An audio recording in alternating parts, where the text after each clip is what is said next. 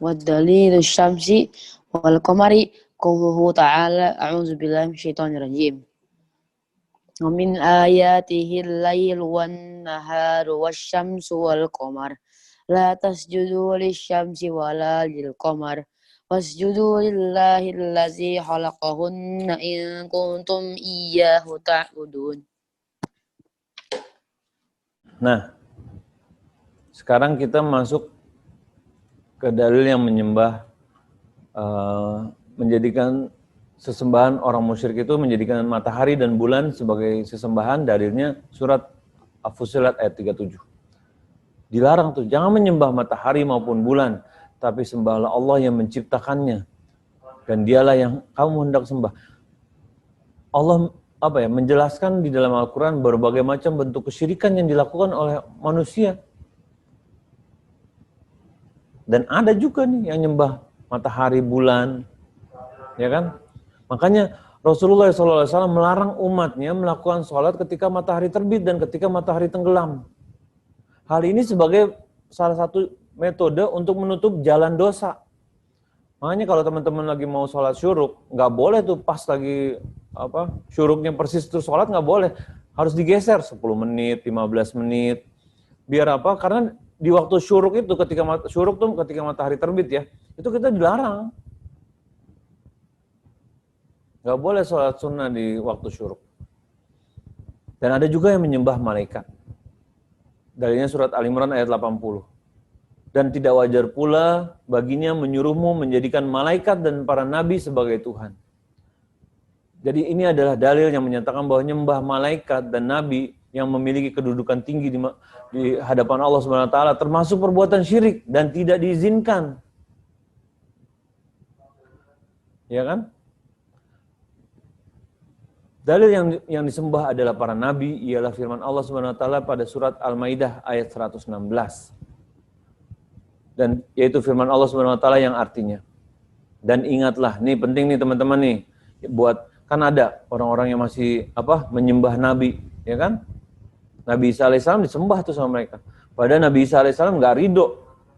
Kita tahu dari mana Nabi Isa AS nggak ridho? Ini dalilnya nih. Jadi udah jelas nih, Nabi Isa AS bukan Tuhan. Dan Nabi Isa AS menyatakan bahwa dia bukan Tuhan.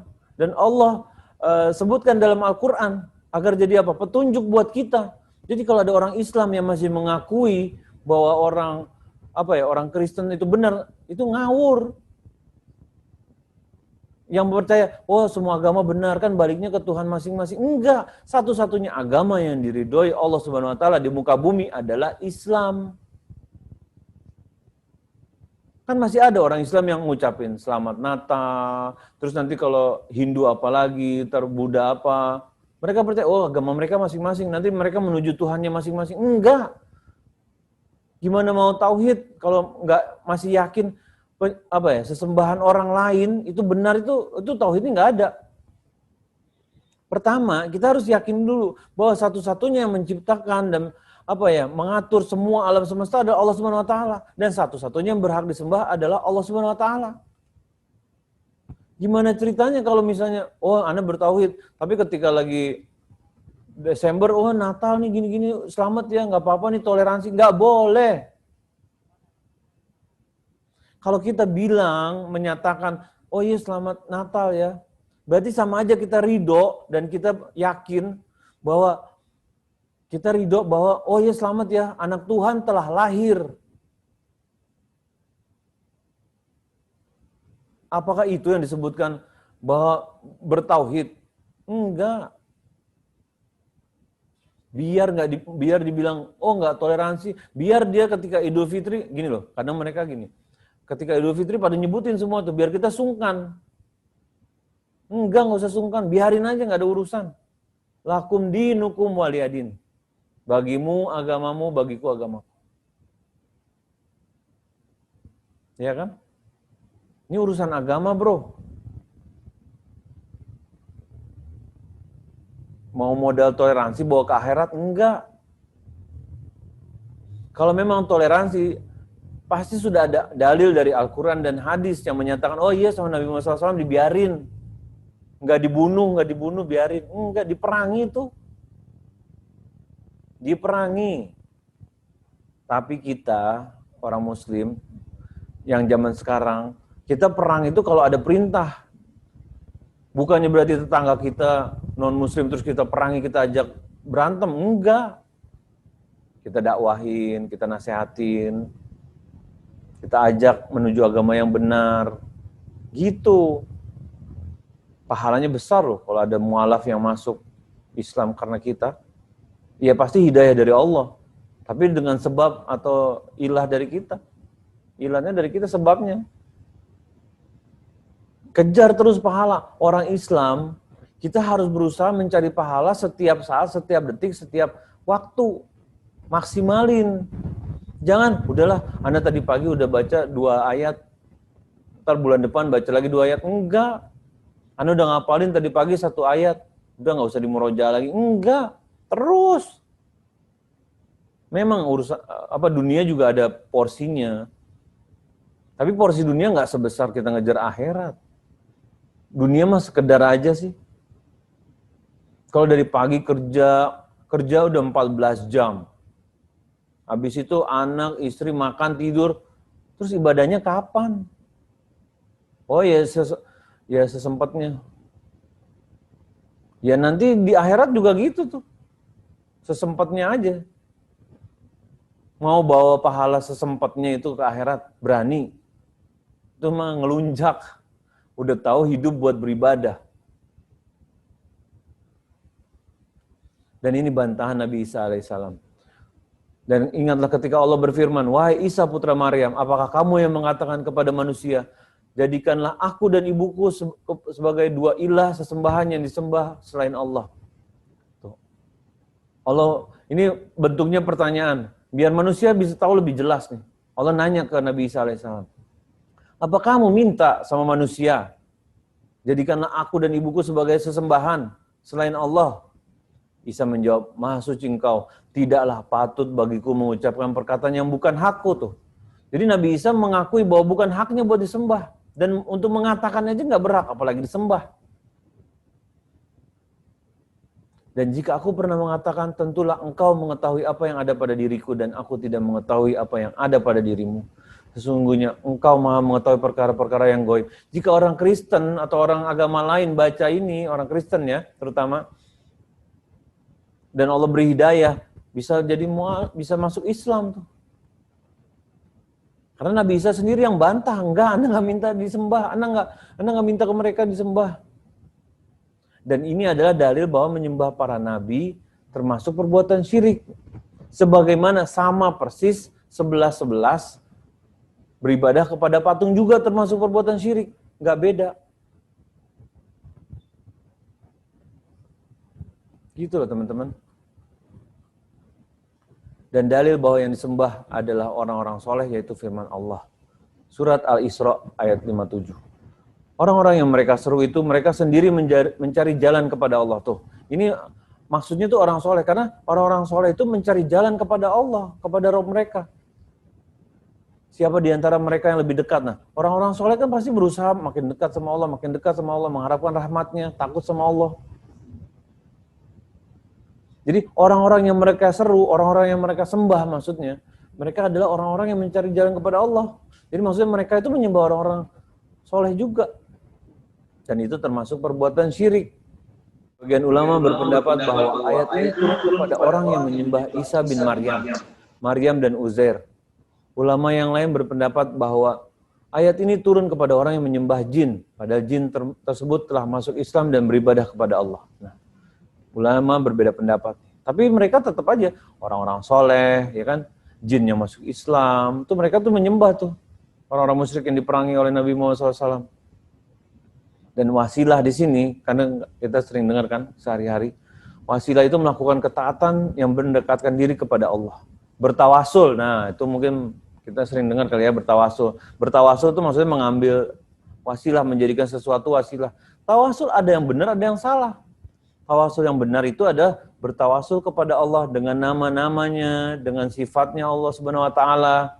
Bukan seperti keyakinan ahli kalam, para orang-orang sufi, ahli khurafat.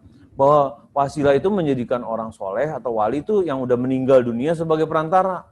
Jadi kuburannya yang dikasih tirai, dikasih pagar, dikasih bunga, dikasih lampu-lampu. Itu mereka jadikan tuh sebagai perantara. Dan itu sama aja seperti apa yang dilakukan oleh orang musyrik pada zaman Nabi Muhammad SAW di surat An-Najm ayat 19 dan 20. Maka apakah patut kamu, wahai orang-orang musyrik, menganggap Al-Lata, Al-Uzza, dan Manat yang ketiga yang paling terkemudian sebagai anak perempuan Allah? Tuh teman-teman. Afaro'aitum.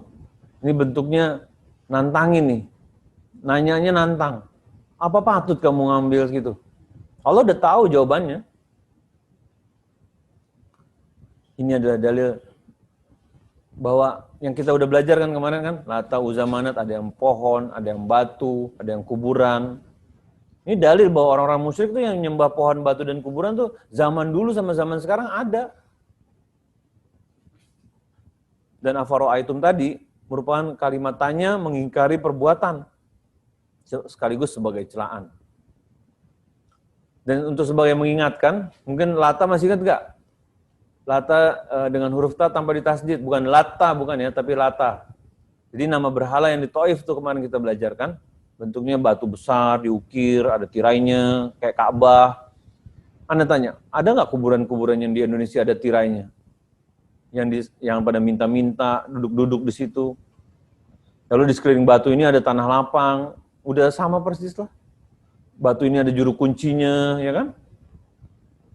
Jadiin sesembahan selain Allah, dan bahkan banyak yang bangga loh. Warga situ, wah syukur ya karena ada kuburan si wali ini, jadi ekonomi warga sini hidup, katanya gitu. Apa ada kesyirikan di dekat rumahnya kok bangga? Ini perbuatan yang dibenci Allah. Ya kan? Sama aja sama kabilah zaman Nabi Muhammad SAW ini yang bangga itu. Dan kita udah tahu bahwa Lata itu seorang laki-laki soleh loh. Bukan orang pelaku maksiat seperti yang di Gunung Kemungkus.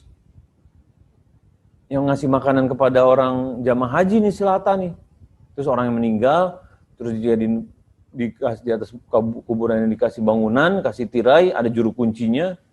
Jadikanlah sesembahan selain Allah. Ini yang disebut Lata. Ya kan? Sedangkan Uzza, ini ngulangi lagi dikit nih ya. Coba kita lihat sampai mana. Tuh. Nah, Uzza adalah pohon salam nih. Nggak tahu pohon salam besar apa kecil ya? Yang berada di lembah kurma di antara Mekah dan Taif. Dikasih tirai juga, dikasih bangunan juga. Jadi kalau misalnya ada sesuatu yang dikasih bangunan, dikasih tirai, ada orang minta-minta, ya udah dihukumi sama tuh. Ada juru kunci juga. Bahkan di Uzza ini ada setan yang dapat ngobrol. Orang-orang nyangka pohon tuh yang ngomong, atau bangunannya, atau tirainya. Bayangin teman-teman. Kita nggak ada kayak gitu aja, banyak orang Indonesia yang ketipu loh. Ke kuburan, ke batu itu. Nggak ada yang ngomong loh ini. Walaiyazubillah gimana kalau misalnya ada yang ngomong. Itu bisa, oh ya Allah, Allahu Akbar, bisa berbondong-bondong tuh orang tertipu datang ke sana. Semoga Allah jaga selalu negara kita, semoga Allah jadikan negara kita negara yang makin bertauhid. Terus Allah hilangkan kesyirikan-kesyirikan yang ada di muka bumi Indonesia ini insyaallah. Dan biar negara kita makin berkah.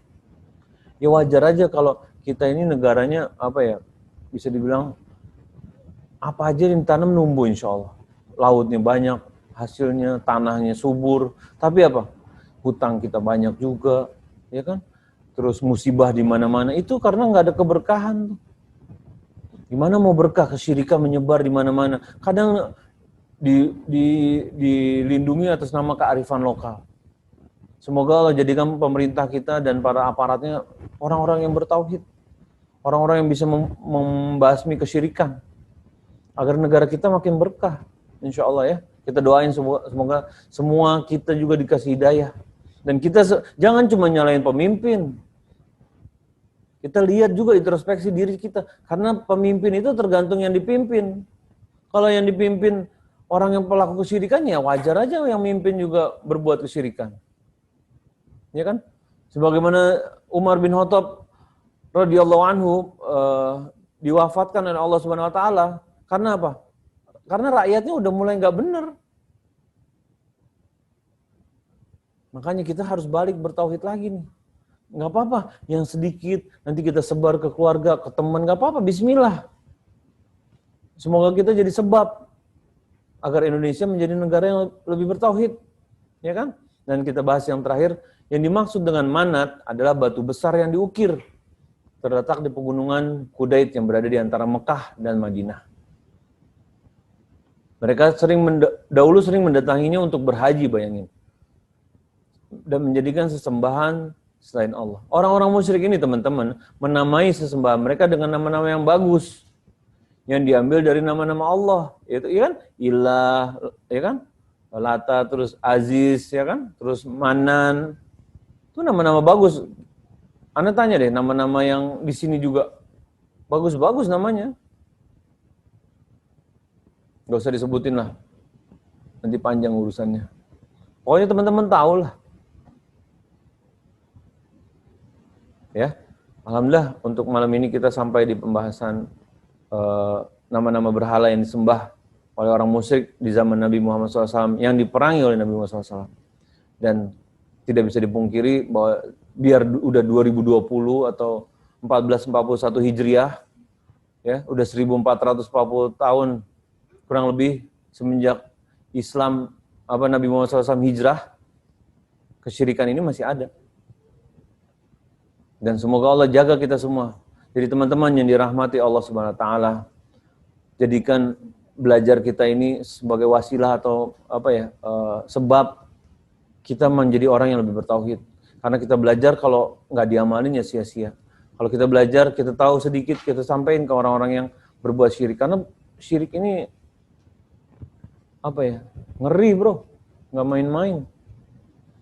Untuk selanjutnya kita akan lanjutkan pembahasan berikutnya insya Allah di hari Selasa. Insya Allah pertemuan terakhir penutupan pembahasan kitab. Semoga yang hadir tetap istiqomah sampai akhir, karena kita nggak pernah tahu keberkahan Allah berikan di awal atau di tengah atau di akhir. Tetap semangat. Oh iya, Ana juga mau tanya, kita lanjut lagi bahas kitab lain atau enggak nih? Kalau ada usul, saran, boleh WA juga ke Ana, Ana chat nih ya, nomor WA Ana nih ya. Atau @thehabaib, sebentar. 6172737. Nah, kalau mau lanjut, kasih ide juga, kita mau bahas apa, biar nanti. Kalau bahas tauhid terus nggak masalah sebenarnya, karena penting. Kita bisa ganti kitab yang lain, apa yang mana gitu. Tapi nggak apa-apa, kita sambil Anda baca ini ya, chat. Waalaikumsalam warahmatullahi wabarakatuh. Hujan dan geledek, oh Masya Allah. Semoga nanti ada rekamannya, bisa lihat ya Tante ya di YouTube insya Allah.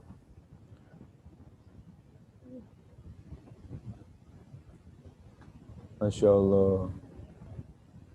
Masya Allah. Ini Pak Karimbar nih insya Allah dapat hadiah kitab nih, nanti dikirim ini. Orang yang beragama ini meminta kepada pohon dan iya, betul. Kita hanya meminta kepada Allah. Karena ada orang yang beragama Islam minta ke pohon juga ada. Meminta ke lautan, ke Nyai Roro Kidul, minta ke ya itulah yang dipikir mereka keramat, keramat, terus sakti, atau itulah. Nah, ada yang nanya, kita ucapkan selamat Natal tidak boleh untuk keluarga, bukan karena percaya, tapi untuk sesama. Apapun, kemarin kita udah belajar, apapun alasannya, gini loh, niat itu tidak membenarkan perbuatan.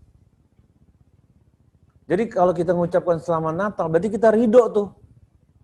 Mulut kita berani tuh mengucapkan, berarti kita mengakui bahwa anak Allah telah lahir tuh. Dan kita ridho dengan agama mereka ini. Gimana coba kita yakin bahwa Islam adalah agama yang benar kalau kita menghargai? Nggak ada menghargai itu masing-masing. Kita nggak usah urusan agama mereka nggak usah urusan agama kita. Gitu itu yang namanya toleransi. Mereka nggak perlu ngucapin selamat Idul Fitri, selamat Idul Adha, nggak perlu kita. Dan kita juga nggak perlu ngucapin selamat itu kepada mereka. Itu namanya menghargai. Biar keluar, kalau kita sayang sama keluarga kita diajak ke agama yang benar, satu-satunya agama yang diridhoi Allah. Jangan kita biarkan mereka, karena kita tahu kalau mereka meninggal dalam keadaan beragama selain Islam, apa janji Allah? Masuk neraka kalau mereka nggak bertobat. Jadi biarpun mau sayang kayak apa, selama kita biarkan mereka dalam kesesatan, itu nggak sayang namanya. Kalau sayang itu bukan yang ngucapin, tapi kita belajar Islam yuk. Islam tuh yang asik loh. Dan nggak ada nih kayak gini gitu. Islam tuh mudah. Islam tuh ada agama berdasarkan tuntunan, bukan ngarang. Karena agama yang mereka ikuti kan banyak yang menyimpang. Kitab sucinya lah berubah, terus tiba-tiba ada penambahan-penambahan. Salah satu bukti kebenaran Islam, Ana tanya, betapa banyak orang-orang di luar yang hafal Al-Quran. Sekarang Anda tanya, ada yang hafal Injil? Nggak ada. Ada yang hafal kitab suci yang lain? Nggak ada. Penghafal Al-Quran ditanya ayat segini, ini. Coba lihat di YouTube tuh, para penghafal Al-Quran. Ditanya ayat segini, apa ayat segini? Injil? Nggak ada. Dan Allah jaga Al-Quran. Gimana cara jaganya? Ada di hati para penghafal Al-Quran. Jadi walaupun Al-Quran dihabiskan dari muka bumi ini, ada di hati-hati para penghafal Al-Quran. Makanya kita yang belum hafal harus terus berusaha. Pengen jadi penghafal Al-Quran. Jangan jadi penghafal resep buku. Jangan jadi penghafal merek tas. Jangan jadi penghafal wilayah-wilayah tempat wisata. Gitu loh. Dan kalau kita udah mulai menghafalkan Al-Quran, kita mulai enjoy itu insya Allah. Kita mulai lupa nonton TV, lupa dengerin radio, lupa politik masa bodoh.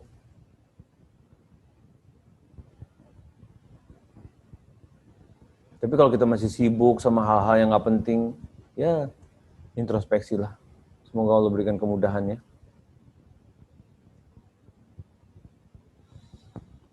Mana nih bahasan? Ya ini pembahasan hubungan antar agama sebenarnya yaitu tadi, karena kita tauhid itu hanya meyakini bahwa Allah adalah satu-satunya zat yang disembah, kita nggak ada urusan sama agama lain. Jadi kita udah masing-masing aja. Oh, pohon salam bisa besar katanya. Anak kira pohon salam tuh kecil ya.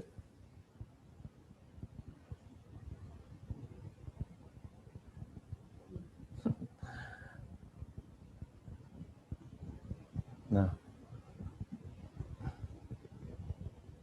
makanya buat yang keluarganya masih beragama selain Islam, buat keluarganya yang masih pelaku syirik, itu kondisi nyata di lingkungan kita. Ya kan? Ada yang adanya bapaknya pelaku kesyirikan nyimpen keris. Pelaku syirik sama pelaku beragama non-Islam sama aja. Jika tidak bertaubat sebelum meninggal, masuk di neraka dan kekal. Jangan bangga punya saudara kalau pelaku kesyirikan dan saudara Anda sukses loh. PT-nya ada 20, semuanya sukses karena dia malam Jumat sering ke kuburan ini. Bangga tuh. Enggak, pelaku kesyirikan jangan bangga. Dan Anda kasih tahu sesuatu. Jika Allah izinkan iman, manisnya iman ada di hati teman-teman, dan teman-teman udah mulai mencintai ajaran agama Islam yang benar, yang sesuai Al-Quran dan hadis, dan mulai nggak mau bantah apapun alasannya, udah nurut aja sama Al-Quran dan hadis, itu mulai manis tuh. Dan jika Allah izinkan terus teman untuk tetap istiqomah, itu ada salah satu bukti bahwa Allah sayang sama teman-teman. Dan kalau teman-teman sayang sama keluarga teman-teman yang masih belum dapat hidayah Islam, belum merasakan nikmatnya, manisnya iman, berbagilah, ajaklah mereka. Walaupun efeknya dimusuhin. dicap so alim, dicap sesat, dicap anak kemarin sore, biarin. Tujuan kita baik. Dan usaha kita baik. Moga Allah ridho atas usaha kita ikhtiar. Kayak kita berbagi gini, diskusi gini. Kan buat apa? Pembelajaran buat ana, buat teman-teman juga. Saling menasehati. Karena Islam, gini loh, Islam itu agama yang apa ya? Ada yang bilang gini, udahlah kita Islam agama masing-masing aja, nggak usah ngurusin gue. Jadi dia ketika dikasih tahu, jangan berbuat syirik, itu dosa Allah larang. Dia bakal bilang, nggak apa-apa ini gaya gue gini, kita Islam masing-masing aja. Men, kalau memang Islam agama masing-masing, buat apa diutus Nabi? Buat apa Nabi berusaha payah, kerja keras, berdakwah ke sana kemari, dilempari batu, dikasih kotoran, terancam hidupnya. Sedangkan kita nyampein kebenaran kepada saudara kita aja nggak berani. Walaupun efeknya dimusuhin nggak apa-apa. Ini kebenaran harus disampaikan. Pahit atau nggak pahit. Sebagaimana teman-teman kalau lagi sakit ke dokter, sakit gigi ke dokter, terus gigi disuntik sakit, apa dikasih permen? Disuntik sakit. Kata dokter udah kasih permen aja nggak apa-apa. Enggak disuntik. Oh ini nih biar kebal, nanti ini dibersihinnya nggak sakit. Yuk,